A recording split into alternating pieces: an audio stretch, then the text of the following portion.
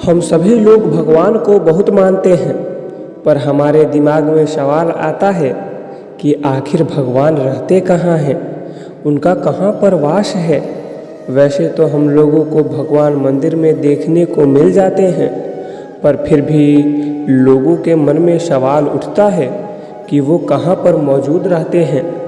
वैसे यह तो सभी को पता है कि भगवान कण कण में रहते हैं।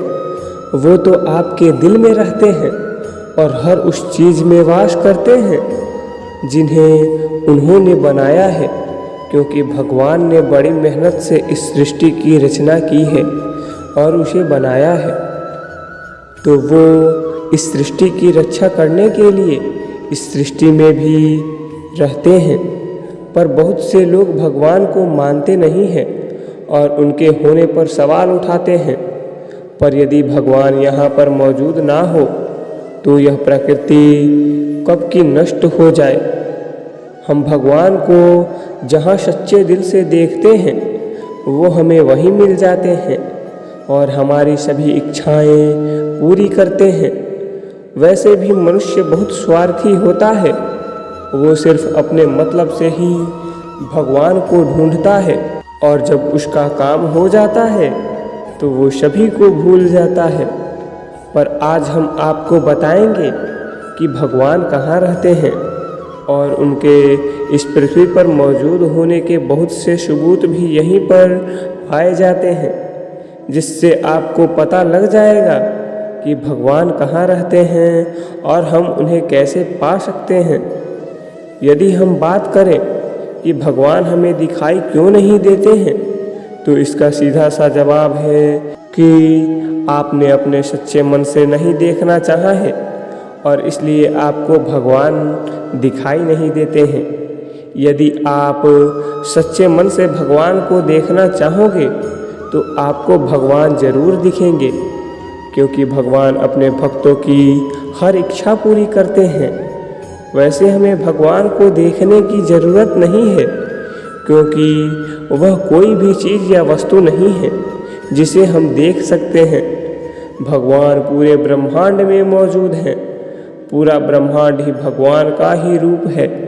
ऐसा कहना गलत नहीं है, क्योंकि मिट्टी के हर कण कण में उनका वास होता है। हम सभी के अंदर भी भगवान मौजूद हैं। यदि हम सच्चे दिल से किसी को भी या फिर किसी भी मंदिर में जाकर भगवान की पूजा करते हैं तो भगवान हमें वहाँ पर देखने के लिए मिल जाते हैं। इसलिए आपको भगवान को कहीं और ढूंढने की ज़रूरत नहीं है और ना ही यह कहने की ज़रूरत है कि हमें भगवान दिखाई नहीं देते हैं, क्योंकि भगवान आपको हर उस जगह पर दिखाई देंगे जहाँ पर आप सच्चे मन से देखना चाहोगे। भगवान हमें कौन कौन से रूप में देखने को मिलते हैं। यदि हम बात करें कि भगवान हमें कौन कौन से रूप में देखने को मिल जाते हैं, तो यह तो सभी को पता है कि भगवान के अनेकों रूप हैं। भगवान ने बहुत सारे अवतार लिए हैं, जो कि अलग अलग राज्यों और अलग अलग शहरों में है। जैसे कृष्ण ने मथुरा में अवतार लिया और उन्होंने वहाँ पर अपने होने का सबूत छोड़ा। उसी तरह राम ने अयोध्या में अवतार लेकर अयोध्या में अपने होने का सबूत छोड़े हैं। और भी बहुत सारे सबूत हमें भगवान के मिल जाते हैं। हमें भगवान में भोलेनाथ, हनुमान जी, दुर्गा माता, सरस्वती, लक्ष्मी माता, श्री कृष्ण और हमें हर धर्म के देवी देवताओं देखने के लिए मिल जाते हैं। हम यह नहीं कह सकते हैं कि यह सभी अलग अलग होते हैं, क्योंकि सभी के भगवान एक होते हैं, बस उनके रूप अलग अलग होते हैं। इसलिए हमें हर धर्म के भगवान की पूजा करनी चाहिए और हमें हमेशा उनमें विश्वास रखना चाहिए।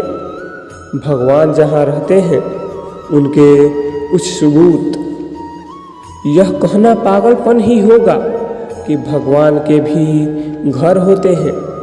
यह बिल्कुल भी गलत है, क्योंकि भगवान हमारे दिल में, हमारे अंतर आत्मा में पूरी सृष्टि में रहते हैं।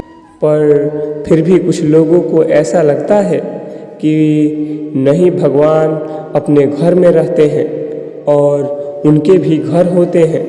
तो हम उनको बता देते हैं कि भगवान कहाँ पर रहते हैं और आप भगवान को कहाँ मिल सकते हैं।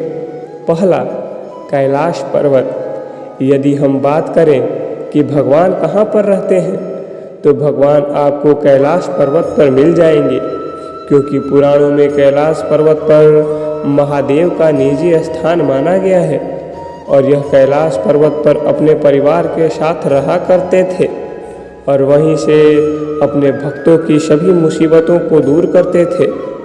और आज के समय में भी कैलाश पर्वत को भगवान भोलेनाथ का घर ही माना जाता है और सभी लोग कैलाश पर्वत में बहुत आस्था भी रखते हैं।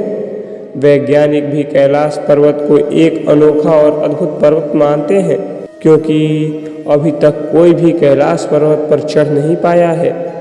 और जबकि कैलाश पर्वत की ऊंचाई एवरेस्ट माउंटेन से काफ़ी कम है, फिर भी लोग उस पर चढ़ नहीं पाते हैं, जबकि एवरेस्ट माउंटेन पर बहुत से लोग चढ़ चुके हैं।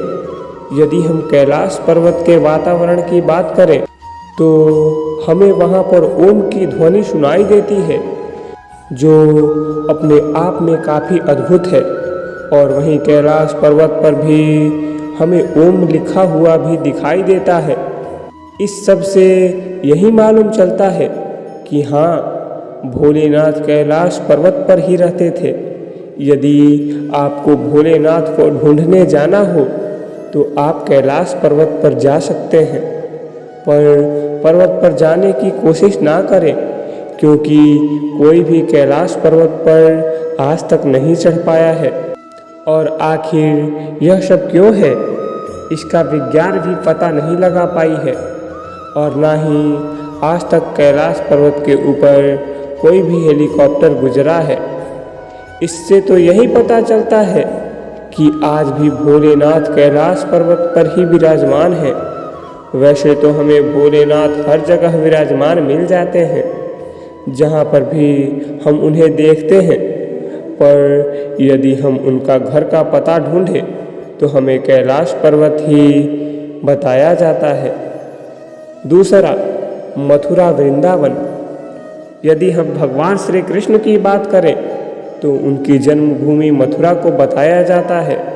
श्री कृष्ण ने मथुरा में ही जन्म लिया था और आज भी उनके होने के बहुत सारे सबूत हमें मथुरा, वृंदावन और गोकुल में मिल जाते हैं, जहाँ पर उन्होंने अनेक रास लीले और बहुत सारी लीलाएं रची हैं, जिनमें गोवर्धन पर्वत की लीला और मधुवन, जहाँ पर उन्होंने राधा और गोपी संग रास किया था, और कालिया नाग जिस पर उन्होंने नाच किया था, और भी बहुत सारी ऐसी घटनाएं जो हमें वहाँ पर देखने के लिए मिल जाएंगी, जो सभी घटनाएं उन्हीं से जुड़ी हुई हैं और हमें यह महसूस कराती है कि हाँ, श्री कृष्ण भगवान यहीं पर रहते थे और उनका यहीं घर था।